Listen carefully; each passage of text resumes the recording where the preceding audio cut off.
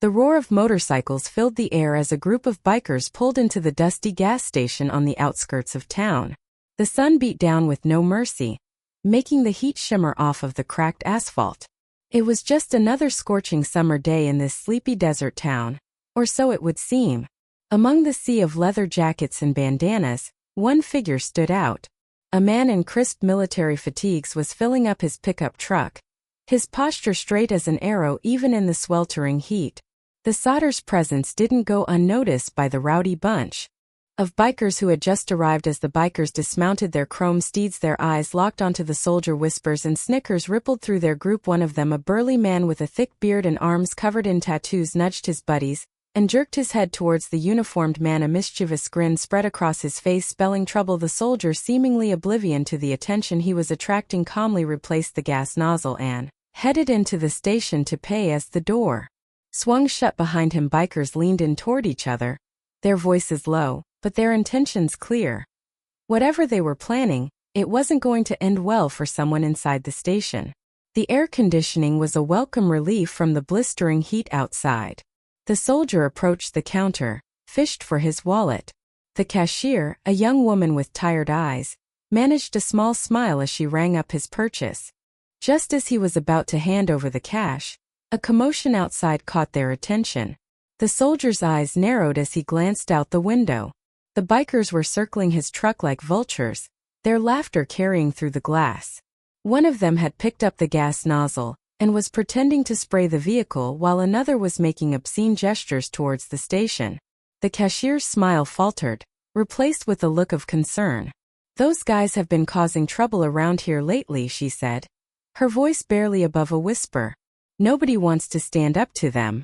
The Sodder's jaw clenched, a flicker of something dangerous passing through his eyes.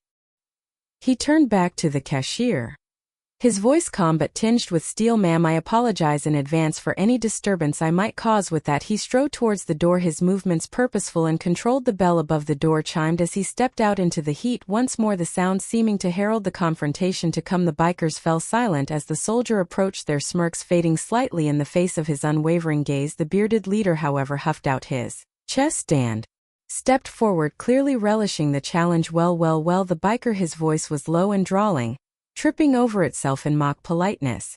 "Look what we have here, boys. A real-life G.I. Joe. Tell me, soldier boy, you lost or something? This ain't no army base." I said nothing as I scanned the group, rating the threat. 6 of them, all big, all mean-looking. But there was something about the soldier that gave them pause. He didn't look scared. If anything, he looked ready. "What's the matter?" Another biker chimed in, his leader's taunt making him bold. "Cat got your tongue? Or they don't teach you jarheads how to talk to civilians." Small crowd had begun to gather at a safe distance, curious onlookers drawn by the tension in the air. The cashier peered out the window, her hand resting on the phone, ready to call authorities if things escalated. The soldier spoke finally, his voice low and even. "Gentlemen, I'm going to ask you once and only once to step away from my vehicle and leave this establishment. I have no quarrel with you, but I won't hesitate to defend myself if necessary." His words hung in the air a moment, the threat implicit, clear. The bikers exchanged glances, some of them shifting uneasily, but their leader wasn't backing down. He took another step closer, invading the soldier's personal space. "Oh yeah," the bearded man sneered, his breath hot on the soldier's face. "And what exactly are you going to do about it, tough guy? In case you haven't noticed, you're outnumbered." A tense silence fell over the gas station. The onlookers held their breath, waiting to see what would happen next. The soldier didn't flinch, didn't back down. He met the biker's gaze squarely, his voice calm but filled with a quiet intensity that sent a shiver down the spines of those watching. "Numbers don't mean much to a man who's faced down in insurgents in the mountains of Afghanistan." The soldier said softly, "Now I'll say it one more time. Back off."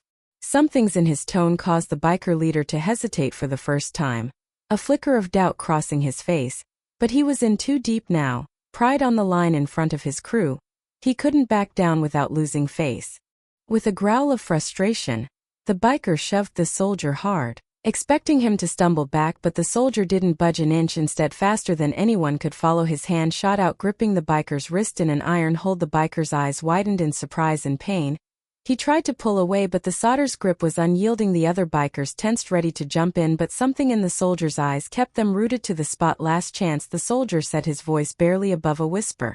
Walk away now and we can all pretend this never happened. For a moment it seemed like the biker might actually see reason. But then, with a roar of anger, he swung his free hand toward the soldier's face. What happened next would be talked about in that small town for years to come. The soldier moved with a speed and precision that left the onlookers gasping. In a blur of motion, he sidestepped the punch, using the biker's momentum against him. Before anyone could even blink, the burly man was on the ground, face down, with the soldier's knee planted firmly in his back. The other bikers surged forward, but the solder's voice cracked like a whip. Unless you want to join your friend here, I suggest you stay right where you are." There was something in his tone, a hint of the battles had fought and the things had seen, that made them freeze in their tracks. This was no ordinary man they were dealing with. This was a trained warrior, someone who had stared death in the face and come out the other side. The bearded biker struggled beneath the soldier, his face red with exertion and humiliation. "Get off me, you bastard," he snarled. The soldier leaned down, his words for the biker's ear alone. "Listen carefully, I've given you multiple chances to walk away, now you're going to make a choice. We can end this here and you and your friends can ride off and never come back to this town, or we can see how this plays out, and trust me, you won't like the ending." As the tension reached its breaking point, sirens wailed in the distance. Someone probably the cashier had called police. The solder's gaze swept over the other bikers, daring them to make a move. In that moment, with their leader P and the law on its way, the fight seemed to go out of them. They retreated, hands up in a surrender position. The soldier had won, not only physically but also mentally. As police cars entered the filling station, sending dust flying everywhere, the crowd of onlookers was alive with murmurs of excitement. They had just witnessed something out of the ordinary, a real-life David versus Goliath incident that would become local legend. But as the dust settled and the police took over, one question lingered in everyone's mind. Who was this soldier, and what would happen when the bikers inevitably sought revenge? The story was far from over, and the quiet town would never be the same again. With the police cars rolling to a stop, their lights painting the gas station in flashes of red and blue, the soldier released his hold on the biker leader slowly. Standing up, his movements were deliberate and controlled, hands visible to show he was not a threat. The other bikers shuffled nervously, caught between wanting to help their fallen comrade in fear of the consequences. Two officers stepped out of the lead car. Their hands rested cautiously on their holsters as they surveyed the scene. The older of the two, a grizzled veteran with salt and pepper hair, approached the soldier first. His keen eyes took in the military fatigues, the ran-rot straight posture, and the calm demeanor of the man before him. "What's going on here?" the officer asked, his tone professional but wary. The soldier met his gaze steadily. "Just a misunderstanding, sir. These gentlemen and I had a disagreement, but I believe we've reached an understanding now." The biker leader, now on his feet and rubbing his sore arm, snorted in derision. "Understanding? This psycho attacked me." The younger officer moved to intercept the advancing bikers, his hand raised in a warning gesture. "Everyone stay where you are. We're going to sort this out calmly." As the officers began taking statements from those involved in the gathered witnesses, whispers rippled through the crowd. The story of what had transpired spread quickly, growing more elaborate with each retelling. By the time the last statement was taken, the soldier had become a larger-than-life figure in the eyes of the townsfolk.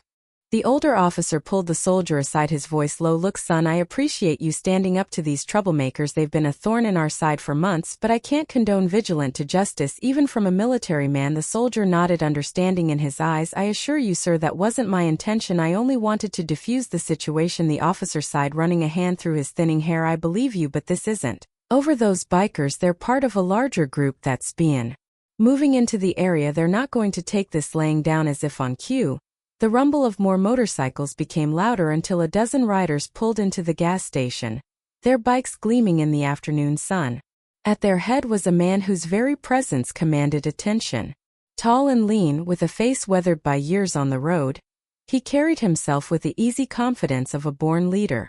The newcomer dismounted, his eyes scanning the scene before coming to rest on the soldier. A small knowing smile played at the corners of his mouth as he approached. "Well, well," he dredged a voice across the suddenly silent gas station. "Looks like we got ourselves a real-life hero in town." The soldier still hasn't said a word, his body tense but ready. The biker leader that had been pinned earlier scrambled to his feet, a mixture of relief and embarrassment on his face. "Boss," he started, but the newcomer silenced him with a look. "I can see you boys have had an eventful afternoon," the biker boss said, his tone deceptively light. "Care to fill me in on what's been happening in my absence?" As the situation was explained, the biker boss' expression remained unread. He listened intently to the tale, his eyes never leaving the solder's face. When it was done, he let out a low whistle. "Impressive," he said, nodding towards the soldier. "Not many men could take on 6 of my boys and come out on top. You got skills, I'll give you that."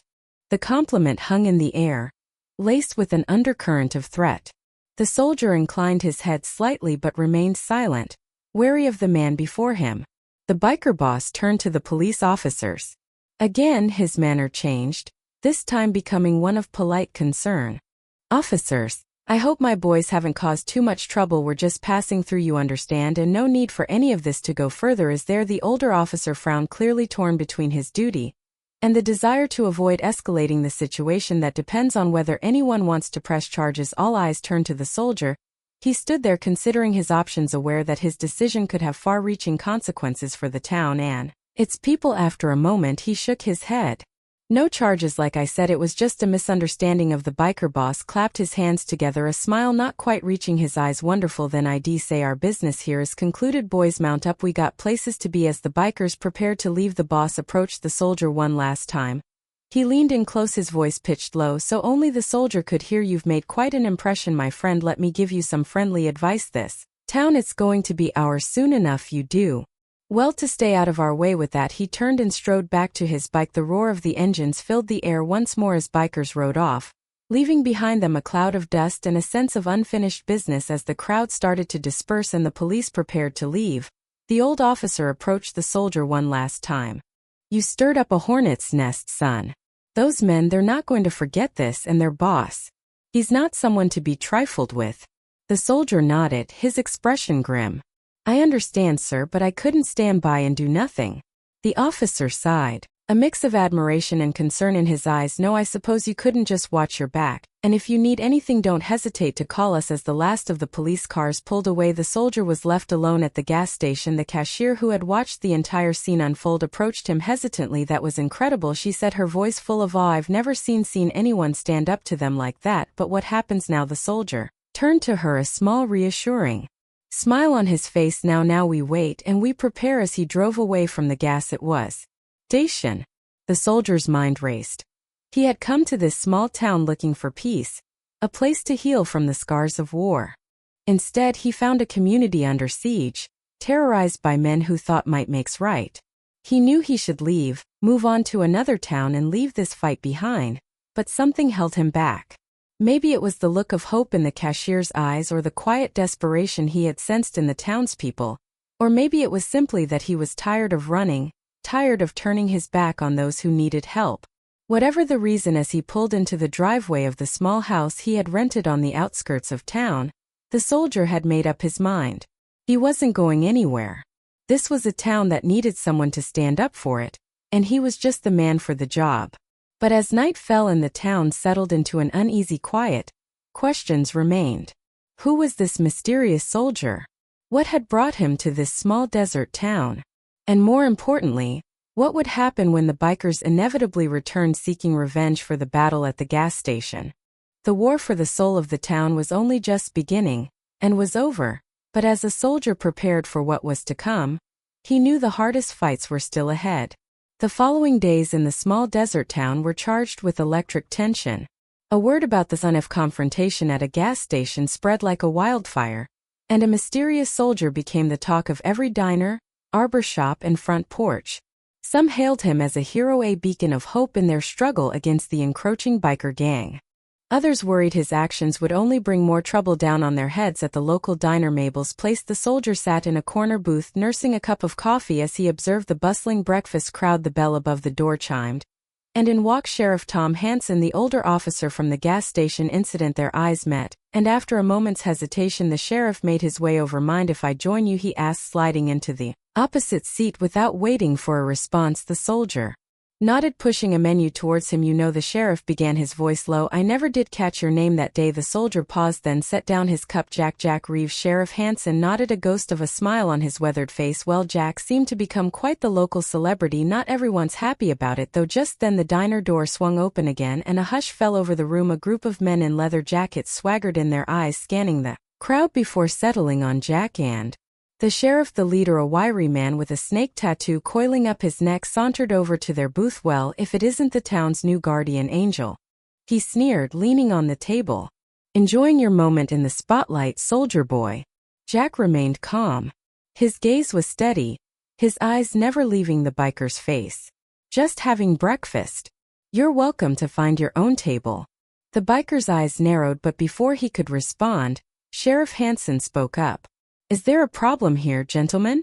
For one tense moment it seemed like things might escalate, but then the biker straightened up. A cold smile spread across his face. "No problem at all, Sheriff. Just welcoming the newcomer into our little town." With one last glare at Jack, he and his crew found a table on the other side of the diner. As the normal chatter of the diner slowly resumed, Sheriff Hansen leaned in. "That spear one of the higher-ups in the gang.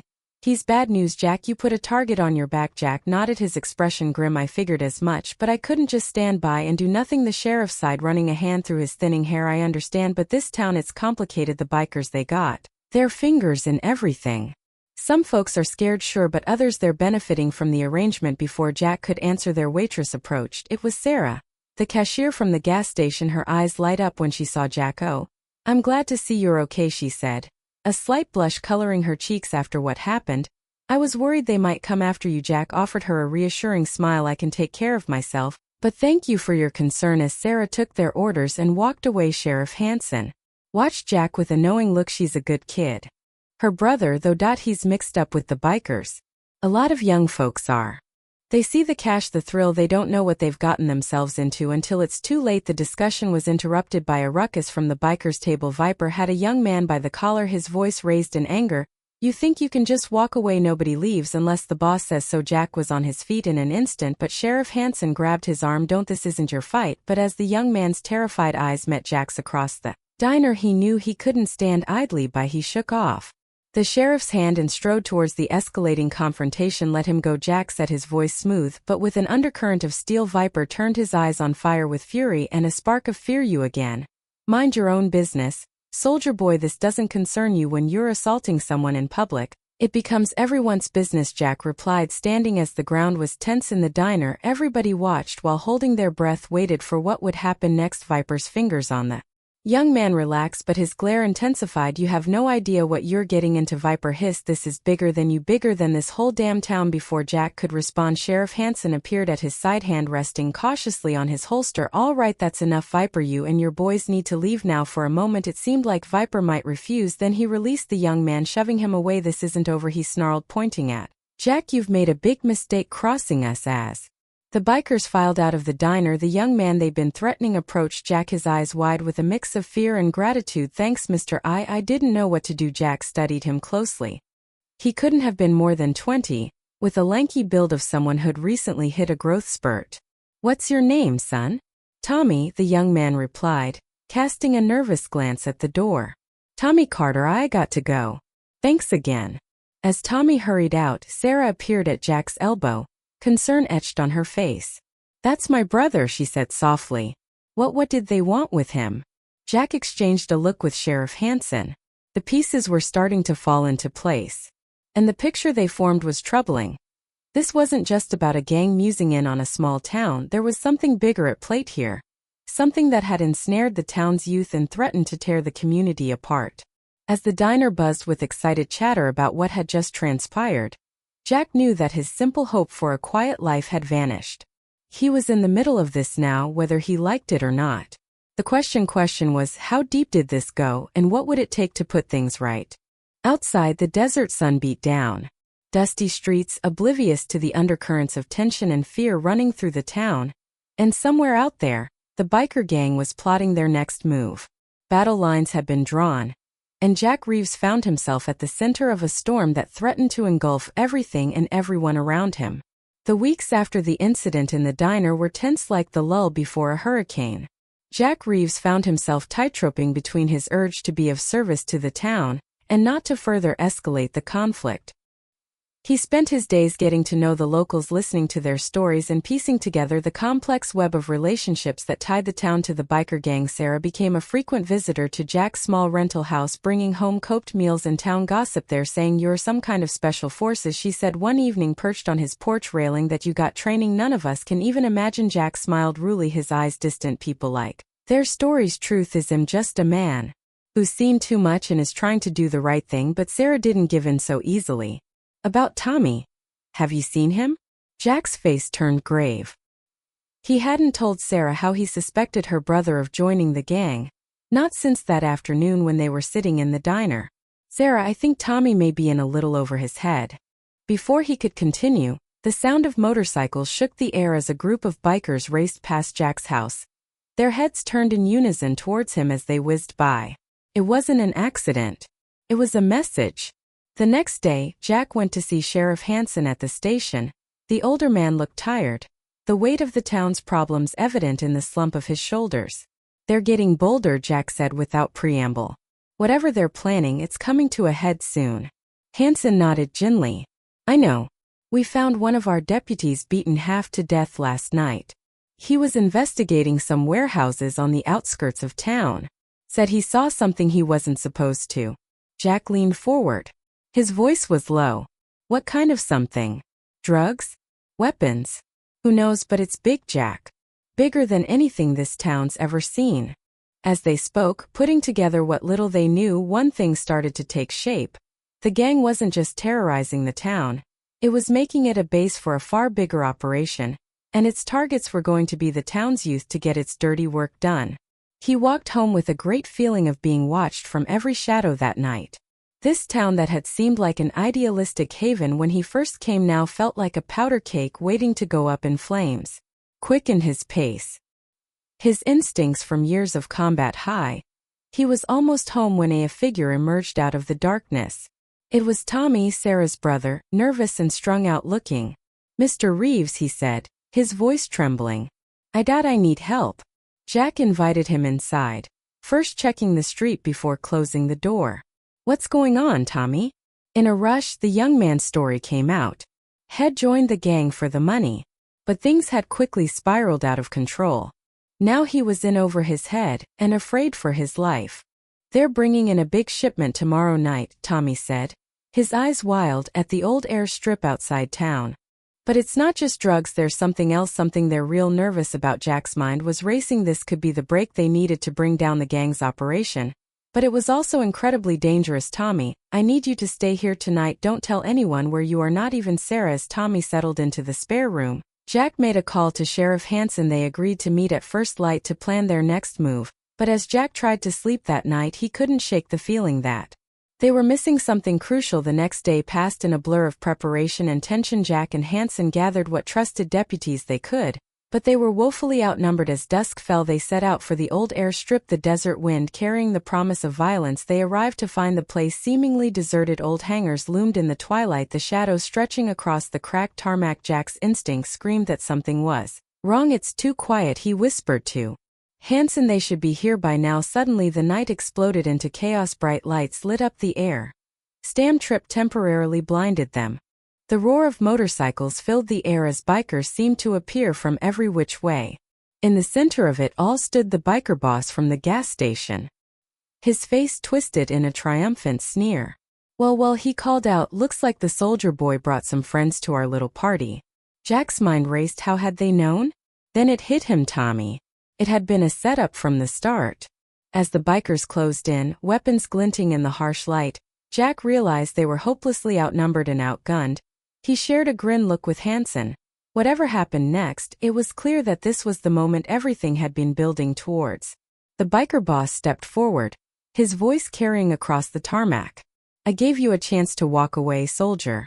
Now you're going to learn why nobody crosses us and lives to tell about it."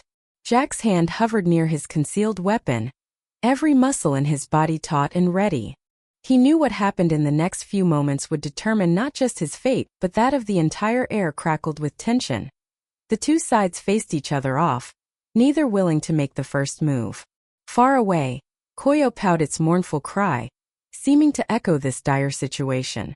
As Jack stared down the boss of bikers, his mind was already racing through possible scenarios, seeking a way out from it all without the spilling of blood. But deep inside, he knew that at times, peace could only be won through conflict. The biker boss inched his hand toward his jacket, revealing an outline of something that looked very much like a gun. Jack's fingers twitched, ready to draw at a moment's notice. The world held its breath, waiting for who would make the first move in this high-stake face-off. The tension at the airstrip was palpable as both sides stood on a knife's edge. Just as it seemed the situation was going to erupt into violence, the distant wail of sirens pierced the night air. The biker boss' triumphant sneer faltered for a moment. Confusion flashed across his face. Jack's mind raced. He hadn't called for backup. Who could be coming? The sound grew louder, and out of nowhere, a convoy of police vehicles onto the airstrip, lights flashing and sirens blaring. But these weren't local cops. The vehicles had the insignia of the state police and the D. In the mayhem that followed, Jack managed to catch a glimpse of a familiar face emerging from one of the lead vehicles. It was Sarah, her eyes wide with equal measures of fear and determination. Standing next to her was Tommy, both terrified and relieved. The biker boss, realizing he had been outmaneuvered, yelled at his men, "Scatter! Get the shipment out of here!" While the bikers scrambled, Jack seized the moment of confusion to act. He had tackled the boss down. Both of them hit the ground with a thud. They wrestled in the dust, each trying to make the other submit. The boss managed to land a good punch, but Jack's military background soon kicked in. He countered that with a quick move and pressed the big man to the ground. Around them it was a scene of chaos. Bikers battled with law enforcement. The air was thick with screaming and screeching tires. Sheriff Hansen and his lackeys joined the fray, lending a hand alongside the state troopers to take down the gang members. As Jack cuffed the biker boss, Sarah hurried over to him, the words spilling out in a tumble. "Jack, I'm so sorry. Tommy told me everything. We couldn't let you walk into a trap." She had called her cousin in the state police, told her what was happening. Jack's mind spun as he digested this new information. "You took a huge risk," he said, his voice filled with both admiration and concern. "How did you know where we would be?" Tommy came forward, his face etched with a mask of shame and resolve. "I told her. I thought I couldn't go through with it. Couldn't let them hurt you or Sarah." So he came clean about everything. Before Jack could respond, a loud explosion rocked the airstrip. One of the old hangars had burst into flames, sending a plume of thick ilex smoke into the night sky. The acrid smell of burning chemicals filled the air. "The shipment!" the biker boss yelled, struggling against his restraints. "You idiots, do you know what you've done?" A state trooper rushed over, her face grim. "We need to evacuate the area now." That fires, not just drugs, were picking up breedings of some highly volatile compounds. This whole place could go up at any minute. As the evacuation order spread, Jack realized the night was far from over. The fire was spreading rapidly, threatening to engulf the entire airstrip, and somewhere in that inferno was evidence that could bring down not just this local gang, but potentially a much larger criminal network. Jack turned to Sarah and Tommy. "Get out of here, both of you. It's not safe." Then he looked at the trooper. "I'm going in. There might still be people trapped, and we can't let that evidence burn." Before anyone could protest, Jack was sprinting towards the burning hangar, intense heat, thick smoke which choked. He could hear voices shouting for help as he plunged into the smoke-filled building. Jack knew he was racing against time. The inside of the hangar was a maze of burning crates and twisted metal. Jack moved fast, his years of combat experience guiding him through the chaos. Soon, he found two bikers trapped under one fallen beam and immediately set to work trying to free them, motioning towards the exit. He pushed deeper into the inferno. All of a sudden, Jack caught sight of a huge metal container, half shrouded. Something by flames told him this was what they'd been looking for. He fought his way closer, the heat searing his skin even through his clothes. Just as he reached the container, a secondary explosion rocked the hangar. The roof groaned ominously, sections beginning to cave in. Jack knew he had only seconds to act. He grabbed what he could from the container, a laptop and a handful of documents, and turned to run. The scene outside the hangar was one of controlled chaos. Fire trucks had arrived, their crews battling to contain the inferno blazed out of the paramedics' reach as police rounded up the remainder of the gang and secured the perimeter. But Jack emerged through smoke and grabbed his hard-won evidence. He was immediately overcome by paramedics. Through a haze of activity, he spotted Sarah's relieved face and Sheriff Hanson's approving nod. But even as he handed over the evidence to the DEA agents, Jack couldn't help feel this was far from over. What exactly had been in that shipment? And more importantly, who was really behind all of this? As dawn broke over the desert, casting a surreal glow over the smoldering airstrip, Jack knew that events on this night had set in motion something much larger than a small-town conflict.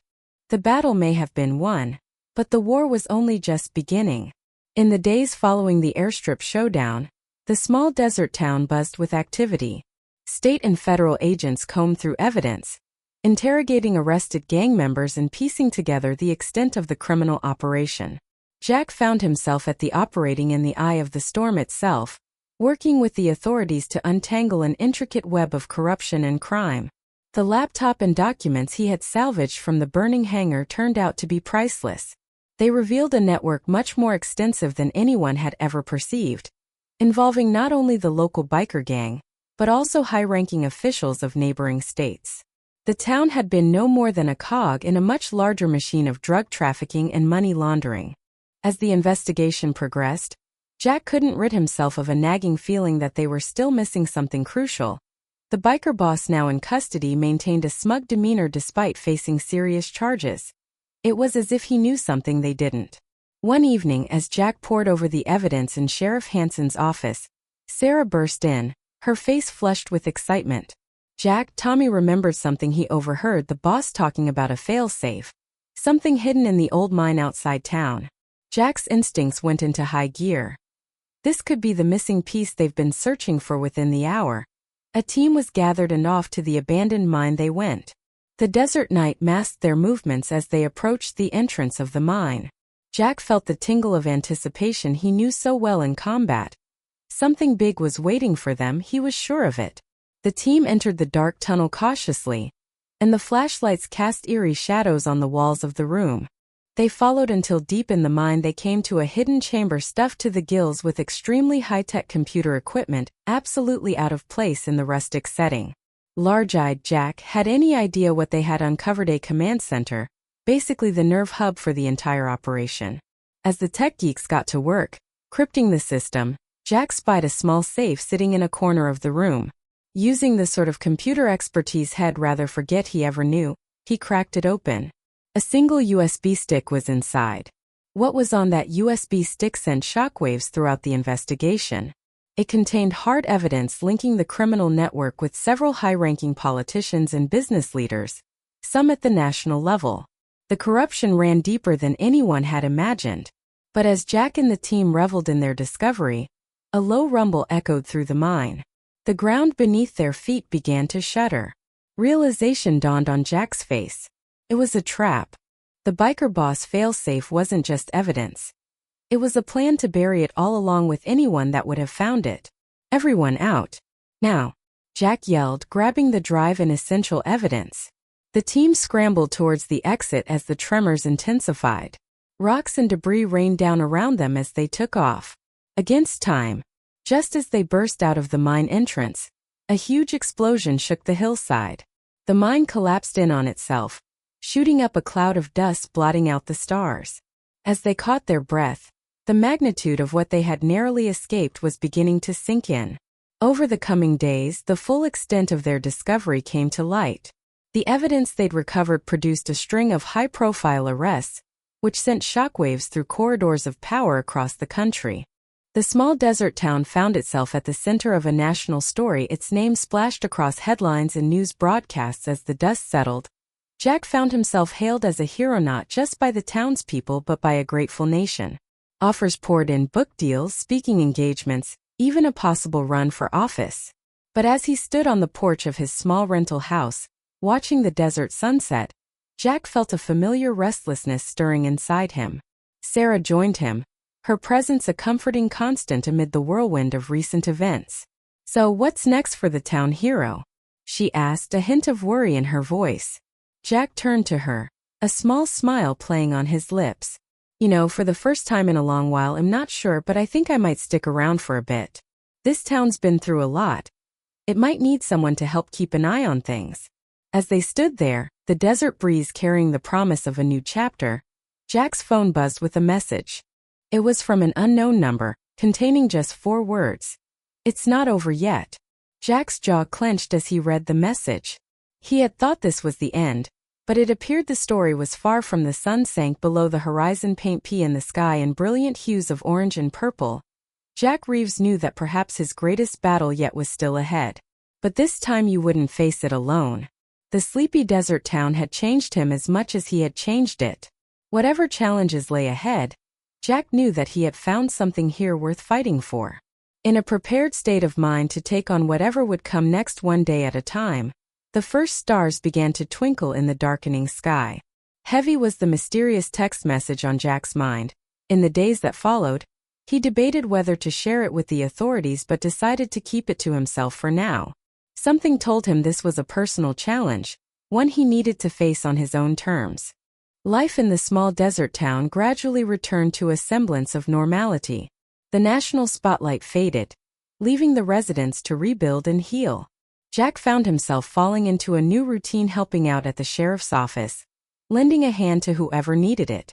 One sunny afternoon, as Jack was helping sheriff and fix a fence on the outskirts of town, the older man stopped, mopping sweat off his forehead. "You know, Jack, I've been wanting to ask what brought you here in the first place." Jack propped himself on his shovel, gazing out at the horizon. "Honestly, it was just chance. I was driving, didn't have any place in mind, but there was something about this place.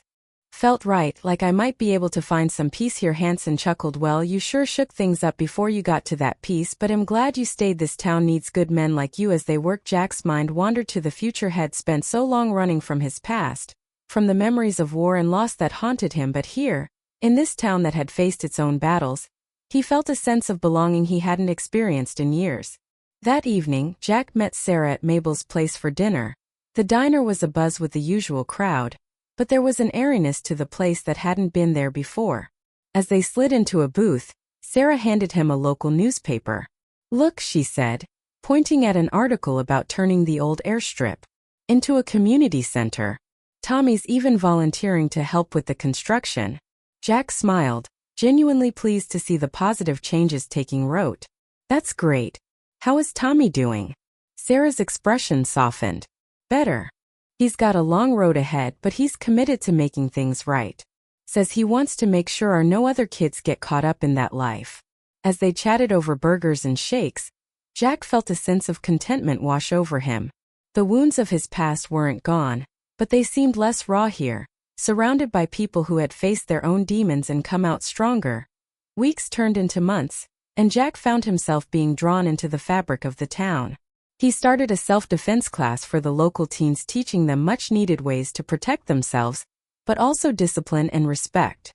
Come weekends, more often than not, he was to be found at the construction site of the new community center, hammer in hand, working together with Tommy and the rest of the volunteers. The mysterious text message remained at the back of his mind, a constant reminder that there might just be unfinished business.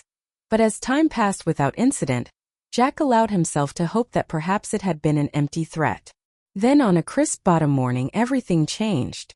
Jack was at the sheriff's office, helping to organize some files, when a call came in. A trucker had spotted something suspicious at an abandoned gas station on the outskirts of town. Jack and Sheriff Hanson drove out to investigate. As they pulled up to the derelict building, Jack's instincts kicked into high alert. Something about the scene felt off. "Behind me," he muttered to Hanson as they approached the boarded-up entrance. Inside the gas station was a mess of dust and debris, but there, propped against an old cash register, was a single envelope with Jack's name scrolled across it. With a growing sense of unease, Jack opened the envelope. Inside was a single photo, the satellite image of the town with several locations marked in red. One of them was the community center construction site. "We need to evacuate the town now," Jack said. His voice was tight with urgency. What then? There was a flurry of activity. A siren shrieked, and the emergency services kicked into overdrive. Jack called in local and state authorities to get the location secured. The site at the community center was a hum of activity as they arrived there, with bomb squad units precariously making their way through the half-constructed structure. As the sun began to set, casting long shadows across the desert landscape, the all-clear finally came. No explosives have been found, but several dead drop locations have been discovered containing evidence that linked back to what was left of the criminal network they thought they broke up in the aftermath. The townspeople unified in the school gymnasium for a community meeting. Jack stood before them. His face showed determination. "I know you're all scared and confused," he started off. "I am too. But what we found out today is proof the threat to our town is not over. They think they could intimidate us, make us live in fear, but that's simply not who we are." A murmur of agreement rippled through the crowd. Jack continued on, his voice gaining strength. "We faced challenges before, and we've overcome them together. This is no different. From this moment on, we stay vigilant. We look out for each other, and we show these criminals that they messed with the wrong town." The gymnasium erupted in cheers and applause as Jack stepped down from the podium. People swarmed around him, offering words of support and thanks. In that moment, he realized this wasn't just some town anymore that he had stumbled upon. It was home. Later that night, as Jack sat on his porch, the events of the day replayed in his mind, Sarah joined him. They sat in comfortable silence for a while, watching the stars twinkle in the vast desert sky. "You know," Sarah said finally, "when we first came to town, I thought you were just passing through, another drifter with a trouble pea, but now I couldn't imagine this place without you." Jack turned to her, a mix of emotions playing across his face. "I couldn't imagine being anywhere else," he replied softly. As they sat there, the cool night air carrying the scent of sage and distant rain, Jack felt a sense of peace settle over him. The road, it wouldn't be easy, there were still battles to be fought, challenges to overcome, but he wasn't alone anymore. In this small desert town with its resilient people and wide-open skies, Jack Reeves had found more than just a place to lay low. He found a purpose, a community, and maybe even a future. That mysterious text message that once filled him with dread now felt like an invitation. Whatever was to come next, he would be able to face head-on, with the strength of an entire town behind him. As the first light of dawn began to paint the eastern sky, Jack stood up, stretching his tired muscles. Another day was beginning, bringing with it new possibilities and challenges. But for the first time in years, he felt ready to face them all. What had started out as the story of a soldier who stood up to a biker gang had evolved into so much more. It had become one of redemption, of community, of the power of standing together in the face of adversity. And as Jack Reeves watched the sun rise over his adopted home, he knew the greatest chapters of this story were yet to come.